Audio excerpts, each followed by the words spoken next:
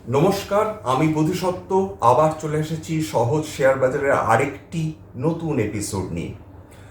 আজকের আমাদের আলোচনার বিষয় হবে যে ভারতবর্ষ সামনের যে 10 থেকে 20 বছরে যে ধরনের ইকোনমিক গ্রোথ দেখাবে, তার যে অর্থনীতিতে যে বৃদ্ধি আসবে, তার সুযোগ কোন কোন সেক্টর নিতে পারে। এবং সেই জন্যে আজকের আমি উপস্থিত হয়েছি সেই সমস্ত সেক্টর নিয়ে আলোচনা করতে, যারা ভারতের এই বিপুল অর্থনৈতিক শ্রীবৃদ্ধির সুযোগ নিতে পারে। তাহলে চলু আসুন, সময় নষ্ট না করে একদম ডিরেক্ট সেক্টরগুলো নিয়ে আলোচনা করা শুরু করি। দেখুন, 2030 অবধি যে সময়সীমা রয়েছে, তাতে গোটা বিশ্বের অর্থনৈতিক বিশেষজ্ঞরা মনে করছেন যে ভারতবর্ষ পৃথিবীর তৃতীয় অর্থনৈতিকভাবে শক্তিশালী দেশ হিসাবে সবার সামনে চলে আসবে।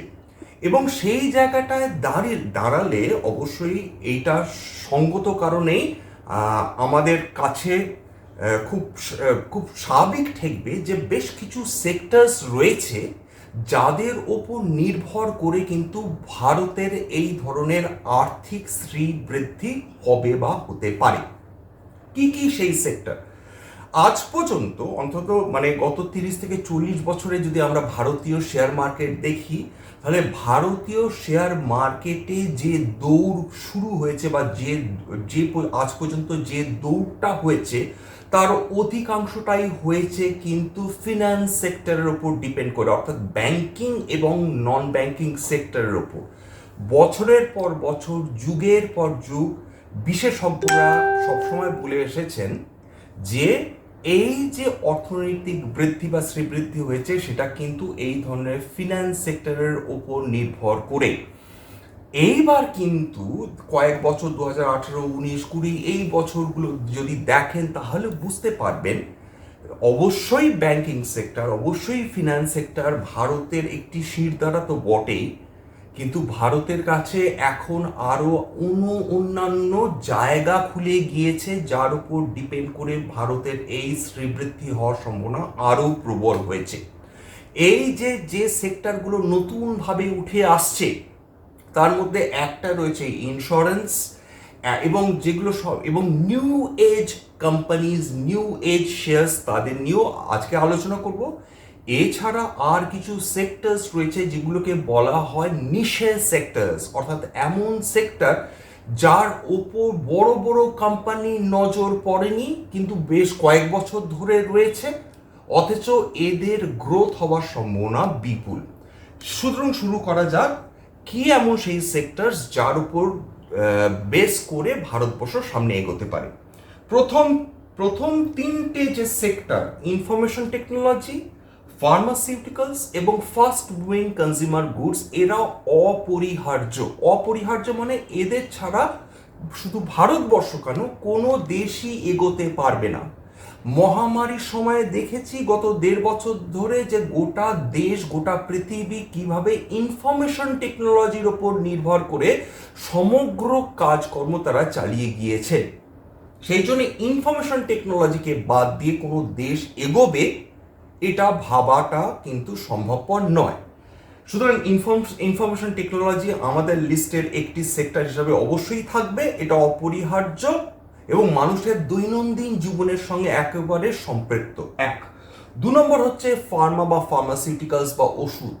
130 কোটি দেশ ভারতবর্ষ, এবং এই যে 130 কোটি মানুষকে যারা সাপ্লাই করছে, এবং প্রত্যেকটা মানুষের জীবনের কোনো না কোনো সময় কোনো না কোনো ওষুধের ওপর নির্ভর করতে হয়, এবং সেই জন্যে ফার্মাসিউটিক্যালসকে বাদ দিয়েও যে কোনো অগ্রগতি হবে এমনও ভাববার কোনো কারণ ঘটেনি। সুতরাং ফার্মা কোম্পানি থাকবে এবং ভবিষ্যতে আরও ইমপ্রুভ করবে। এবং আপনারা যারা জানেন, যারা ফার্মা সম্বন্ধে অভিজ্ঞতা রয়েছে, তারা প্রত্যেকেই জানেন যে ভারতের ফার্মাসিউটিক্যাল কোম্পানিজগুলো, ভারতের যে ওষুধ কোম্পানিগুলো রয়েছে সেটা গোটা বিশ্বের কাছে বরেণ্য। অর্থাৎ ভারতের ওষুধের যে কোয়ালিটি সেটা কিন্তু অতি উচ্চ মানের, ইন্টারন্যাশনাল স্ট্যান্ডার্ডের কিন্তু কোয়ালিটি তাদের ওষুধ। এবং ভারতের সৌভাগ্যবশত বহু এমন ফার্মা কোম্পানি রয়েছে যারা কিন্তু ইন্টারন্যাশনালি অ্যাক্লেমড এবং ইন্টারন্যাশনালি ফেমড। সুতরাং ফার্মা কিন্তু একটা খুব গুরুত্বপূর্ণ সেক্টর ভারতবর্ষের অগ্রগতির জন্য। চলে আসি 3 নম্বর, ফাস্ট মুভিং কনজিউমার গুডস, যার এটা ছাড়া সংসার চলে না। মধ্যবিত্ত থেকে উচ্চবিত্ত থেকে নিম্ন মধ্যবিত্ত এমন সব মানুষই কিন্তু ফাস্ট মুভিং কনজিউমার গুডসের ওপর নির্ভরশীল। এদের বাদ দিয়ে কিন্তু কোনো রকম আমাদের জীবনে এগোনোটাই ডিফিকাল্ট হয়ে যায়। ফার্মাসি, সেই জন্য fast moving consumer goods, Pharma এবং আইটির সঙ্গে আমাদের তৃতীয় নম্বর সেক্টর হিসাবে আমাদের লিস্টে থাকবে। এইবার চলে আসি 4 নম্বরে, যেটাকে আমি বলছিলাম নিশে কোম্পানি। এমন একটা সেক্টর যেখানে এখনো বড় বড় কোম্পানি চোখ পড়েনি, কিন্তু যার সম্ভাবনা বিপুল। সেটা কি? সি ফুড, অর্থাৎ সামুদ্রিক খাদ্য।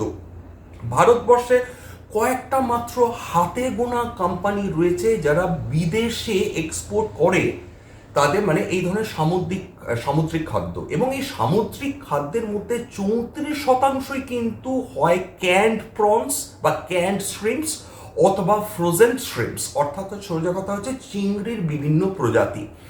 এবং সেখান থেকে $6 বিলিয়ন কিন্তু অর্জন করে, অর্থাৎ বিদেশি মুদ্রা ভারত রোজগার করে। এবং এটা যত দিন যাবে তত কিন্তু ভারতের সি ফুড কোম্পানিগুলো অবশ্যই উন্নতি করবে, কারণ ভারতবর্ষের যে পরিমাণ এরিয়া সমুদ্র দিয়ে ঘেরা, তাতে ভারতবর্ষের সামুদ্রিক খাদ্য উৎপাদনে সম্ভাবনা বিপুল। এছাড়াও একটা জিনিস মাথায় রাখা দরকার যে বিশ্বের দ্বিতীয় সর্বোচ্চ মৎস্য উৎপাদনকারী দেশ কিন্তু ভারতবর্ষ। সুতরাং যত দিন যাবে তত কিন্তু সামুদ্রিক খাদ্য, যত মানুষ, যত সম্পদ সৃষ্টি হবে, যত বেশি মধ্যবিত্ত উঠে আসবে, যত বেশি এই ধরনের ফাস্ট ফুড জায়ান্টসগুলো বা ফাস্ট ফুড এই কোম্পানিজগুলো যত বেশি ইভলভ করবে, ইমার্জ করবে, তত কিন্তু সি ফুড পপুলার হবে এবং সামুদ্রিক খাদ্য পপুলার হবে।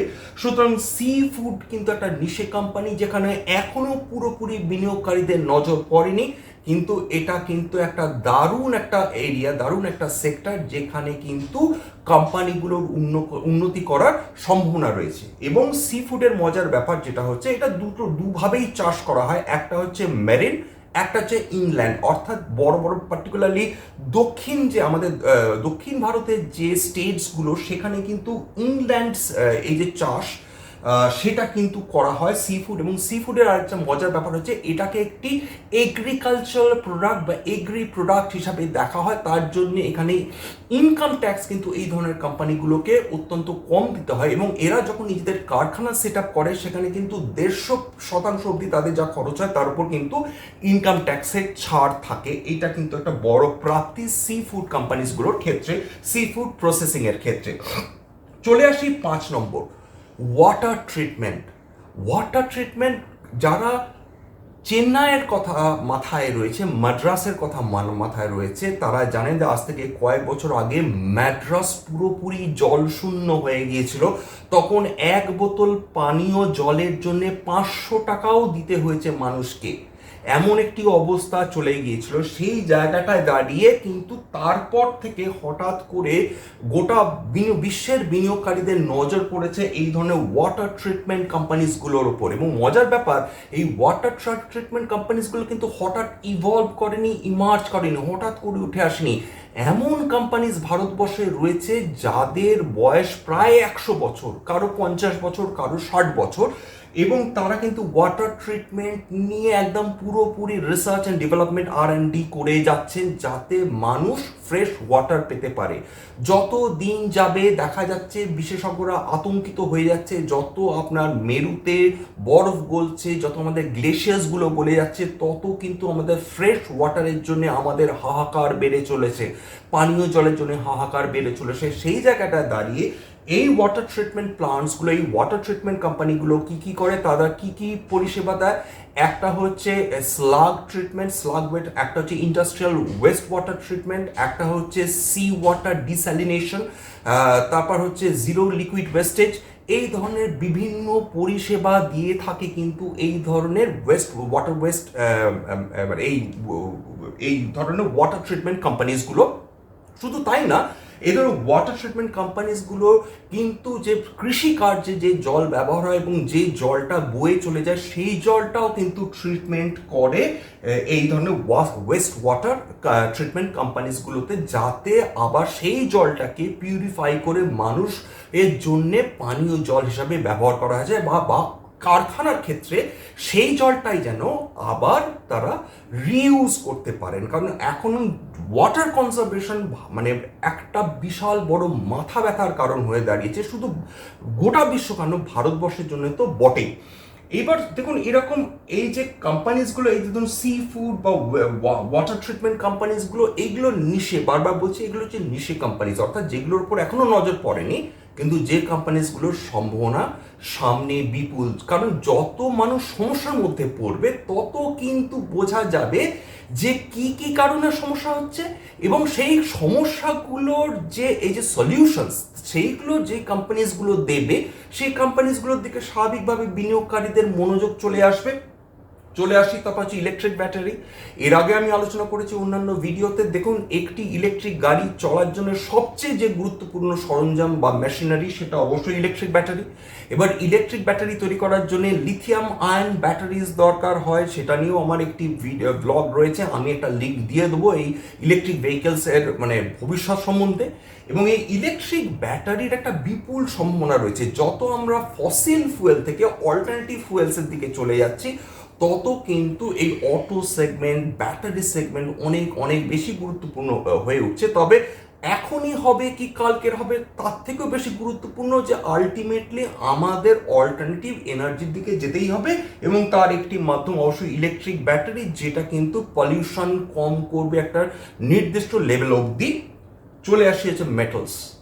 যত একটি দেশের উন্নতি যত হয়, তত তার মেটালসের চাহিদা বাড়ে। খেয়াল করে দেখুন, চায়না একটি খুব সাধারণ দেশ, 1984 সালে অত্যন্ত একটা সাধারণ দেশ হিসাবে সে এখন এক ওয়ার্ল্ডস অন্যতম লার্জেস্ট ইকোনমিতে পরিণত হয়েছে, এবং তারা এই কয়েক বছর ধরে যে বিপুল পরিমাণ মেটালস আমদানি করেছে এবং তাকে যে সরবরাহ করেছে, তার নাম অন্যতম দেশ হচ্ছে ভারতবর্ষ। যে পরিমাণ আয়রন ওর ভারতবর্ষ থেকে চায়নাতে গেছে, যে ধরনের মেটালস এবং মিনারেলস ভারতবর্ষ থেকে চায়নাতে গেছে, রপ্তানি হয়েছে, সেইটা কিন্তু বোঝায় যে একটা দেশের অগ্রগতির জন্য মেটালসের ব্যাপার সব জায়গায়, ইনফ্রাস্ট্রাকচারে রয়েছে, রিয়েল এস্টেটে রয়েছে, ইন্ডাস্ট্রিয়াল মেশিনারিজের ক্ষেত্রে রয়েছে, মানে তার ব্যবহার বিবিধ।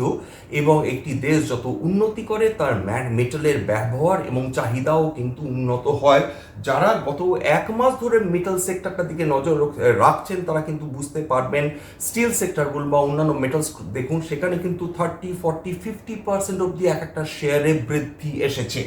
চলে আসি হচ্ছে সার্ভিসেস কোম্পানি, যেটাকে আমি নিউ এজ কোম্পানি বলছি বা new age group of companies বলছি। অর্থাৎ যাদের পরিষেবাটা যতটা না ফিজিক্যাল, তার থেকে অনেক কিন্তু বেশি ভার্চুয়াল। কি ধরনের কোম্পানিজ? দেখুন, আপনি বিবাহ করতে চান, কিন্তু আপনি পাত্র বা পাত্রী পাচ্ছেন না, তার জন্য কে হাজির? সমস্যার সমাধান হিসাবে সেখানে চলে আসছে এমন একটা ভার্চুয়াল কোম্পানি, যে আপনাকে অফার করছেন যে দেখুন, এখানে পাত্রদের ছবি, এখানে পাত্রীদের ছবি, সুতরাং আমরা রয়েছি আপনাদের সঙ্গে পাত্র বা পাত্রীর পরিচয় করে দিতে। এটা একটা ধরনের সার্ভিস, যেটাকে আগে আমরা খবর কাজে পড়তাম, পাত্র চাই বা পাত্রী চাই, সেটা এখন ভার্চুয়াল ফর্মে চলে আসছে। শুধু তাই নয়, খরচ কম এবং আপনি নিজের মতন আপনি বেছে নিতে পারছেন আপনার জীবনসঙ্গীকে। এরকম এটা একটা সার্ভিস বা পরিষেবা 1 নম্বর। অর্থাৎ ভার্চুয়াল ঘটকগিরি যারা করছে তাদের কিন্তু একটা কোম্পানি রয়েছে, এবং কোম্পানি সেটা কিন্তু বেশ সফল হয়েছে গত কয়েক বছর, এরকম একটা কোম্পানি কিন্তু লিস্টেড।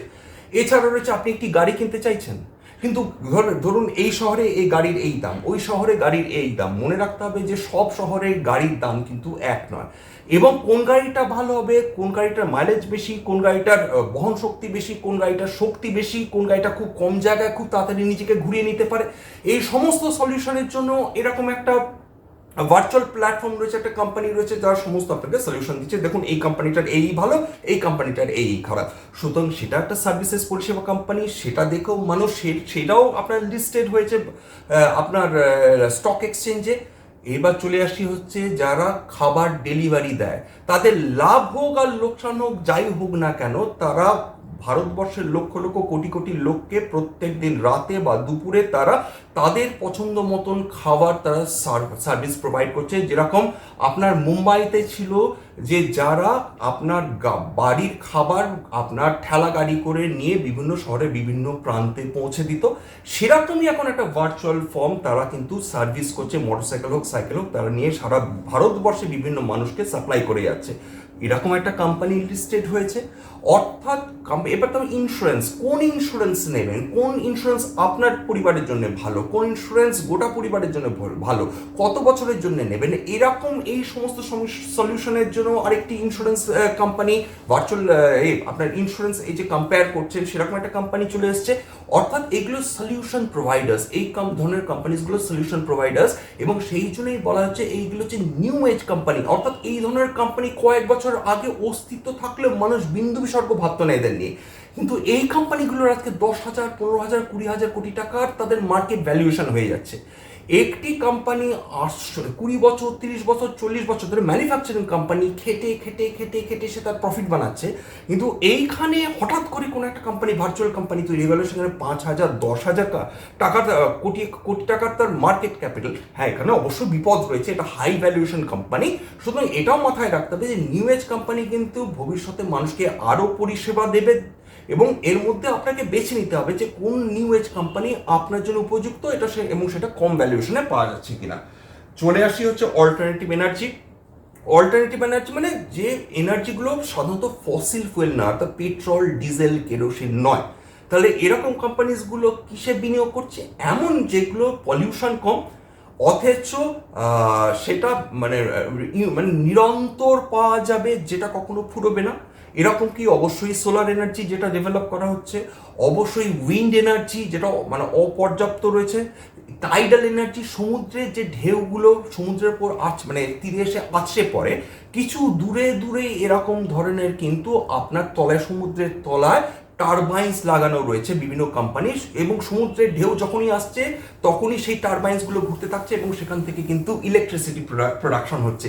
তাহলে এরকম টারবাইন মানে এই ধরনের টাইডাল এনার্জির সুযোগ নিয়েও এরকম অল্টারনেটিভ চলে আসছে। এছাড়া আরেকটা মজার ব্যাপার, এই কয়েক মাস আগেই লাদাখে ভারতবর্ষের প্রথম জিওথার্মাল এনার্জি, অর্থাৎ এটা এই গোটা পৃথিবীর মধ্যে কিছুটা নিচে হিট ট্র্যাপড রয়েছে, অর্থাৎ যে পরিমাণ তাপ পৃথিবী নিজেও তাপ উৎপাদন করে সেটা যে মাটি থেকে চট করে বেরোতে পারে না। তখন এই জিওথার্মাল এনার্জির ব্যবহারটা ভারতবর্ষে এতদিন হয়নি, এই ফার্স্ট টাইম লাদাখে এরকম একটা পাইলট প্রজেক্ট ইনস্টল করা হয়েছে, যার ফলে এই অল্টারনেটিভ এনার্জি জিওথার্মাল এনার্জি ভারতের নতুন এনার্জি কর্পাসের আরেকটি অংশ হয়ে উঠেছে। এটাও ভবিষ্যতে ভারতবর্ষের এই এনার্জি বা পাওয়ার সমস্যাকে অবশ্য কিছুটা লাঘব করবে, এটা বিশ্বাস করা যায়। চলে আসি ইনফ্রাস্ট্রাকচারের ক্ষেত্রে। যে কোনো ডেভেলপড কান্ট্রির প্রাথমিক শর্ত হচ্ছে তার ইনফ্রাস্ট্রাকচার বা পরিকাঠামোকে ভালো হতে হবে। যে দেশের পরিকাঠামোগত সমস্যা রয়েছে সেই দেশকে ডেভেলপড কান্ট্রি বলা যায় না। সুতরাং ভারতবর্ষ যখন ডেভেলপড কান্ট্রি হয়ে উঠবে তখন খুব স্বাভাবিকভাবে তার পরিকাঠামোকে একদম ইন্টারন্যাশনাল স্ট্যান্ডার্ডের হতে হবে। সুতরাং পরিকাঠামোর সঙ্গে যুক্ত যে কোনো ভারতীয় কোম্পানি তারা কিন্তু যদি ভারত উন্নতি করে, এবং ভারত অবশ্যই উন্নতি করবে, সামনের 20 বছরে ভারত দুর্দান্ত একটা অর্থনীতি হিসাবে ইভলভ করবে, ইমার্জ করবে, সেখানে অবশ্যই ইনফ্রাস্ট্রাকচারাল কোম্পানিগুলো নিঃসন্দেহে বেনিফিটেড হবে। কারণ ভারতীয় সরকার চাইবে যে তার দেশের পরিকাঠামোগত উন্নতি হোক, নইলে বিদেশি বিনিয়োগ কিন্তু ভারতবর্ষে আসবে না। আশা করি তাহলে আপনাদের এই ব্লগটা ভালো লাগলো। যদি এই ব্লগটা ভালো লাগে, আমি হাত জোর করে অনুরোধ করছি, প্লিজ শেয়ার করুন, সাবস্ক্রাইব করুন, এবং বন্ধুদের সঙ্গে শেয়ার করুন, একটা লাইক দিন, যাতে আমি অনুপ্রাণিত হই নতুন একটা ভিডিও নিয়ে আসার জন্যে। এছাড়া একটা কথা বলা অতি গুরুত্বপূর্ণ, যাদের মনে কোনো প্রশ্ন থাকবে যে কোনো শেয়ার সংক্রান্ত বা মিউচুয়াল ফান্ড সংক্রান্ত, প্লিজ প্রশ্ন করুন। যদি আপনাদের সাজেশন থাকে যে কোনো কিছুর ওপর ভিডিও তৈরি করব আর যেটা আপনাদের কাজে দিতে পারে, সেরকম একটা সাজেশন কমেন্ট বক্সে দিতে পারেন, কমেন্ট সেকশনে দিতে পারেন। আমি নিশ্চয় চেষ্টা করব সেই বিষয়টার উপর নতুন কোনো ভিডিও নিয়ে আসতে। তাহলে আজকের মতো নমস্কার, সবাই ভালো থাকুন, সুস্থ থাকুন।